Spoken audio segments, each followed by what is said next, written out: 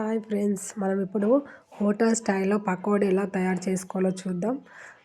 పకోడీకి కావాల్సింది ఉల్లిపాయలు, అందరికీ తెలుసు. దాన్ని సన్నగా పొడుగా కట్ చేసుకోవాలి. మన పకోడీకి పొడుగా ఉల్లిపాయలు ఉంటేనే పకోడీ అనేది కరెక్ట్గా వస్తుంది హోటల్ స్టైల్లో. సన్నగా ఇక నేను చూపించిన విధంగా పొడుగా కట్ చేసుకొని అందులో కరివేపాకు, కొత్తిమీర, మిర్చీలు మనకు కావాల్సినంత కొన్ని వేసుకోవాలి. కొంచెం జీలకర్ర కూడా వేసుకోవాలి. మరి ధనియాలు కచ్చపచ్చగా దంచి వేసుకోవాలి. మనకు కావాల్సినంత పిండిని తీసుకొని, మనకు ఎంత కావాలో అంత తీసుకొని పిండిని వేసుకోవాలి. మనకు కావాల్సినంత పిండి తీసుకున్న తర్వాత దాన్ని మంచిగా మిక్స్ చేయాలి. ఉల్లిగడ్డల్లో ఉన్న వాటర్ మొత్తం మన పిండికి పట్టాలి.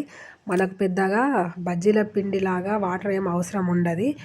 కొంచెం వాటర్ అవసరమే ఉంటుంది. కొంచెం వాటర్ వేస్తే సరిపోతుంది. ఫస్ట్ మనం ఉల్లిపాయలు ఉన్న వాటరే సరిపోతుంది.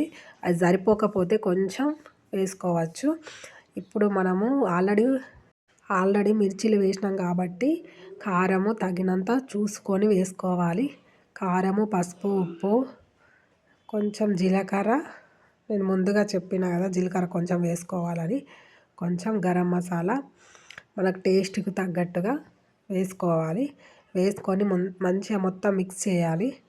ఉల్లిగడ్డల్లో ఉన్న వాటరే మొత్తం మనకు సరిపోయేటట్టు మంచిగా మిక్స్ చేసుకోవాలి.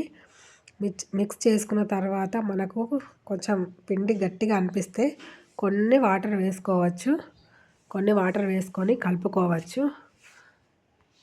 అంతే, మంచిగా మిక్స్ చేసుకొని ఉల్లిపాయలు ఉన్న వాటర్ అంతా మనకు పిండికి పట్టే విధంగా మంచిగా మిక్స్ చేసుకోవాలి. అవునండి, నేను ఒకటి మర్చిపోయినా, అల్లం వెల్లుల్లి పేస్ట్ మర్చిపోయినా. అల్లం వెల్లుల్లి పేస్ట్ తర్వాత వేసుకొని తర్వాత మొత్తం మిక్స్ చేసిన. చూడండి ఇప్పుడు మనకు ఎలా వచ్చిందో. అంతే, వేడిగా ఆయిల్లో పకోడీ వేయడమే. వేడిగా అయితే పకోడీ రెడీ అవుతుంది. మీకు మా ఛానల్ నచ్చినట్లయితే ప్లీజ్ సబ్స్క్రైబ్ మందుల Mounika YouTube channel. Please subscribe.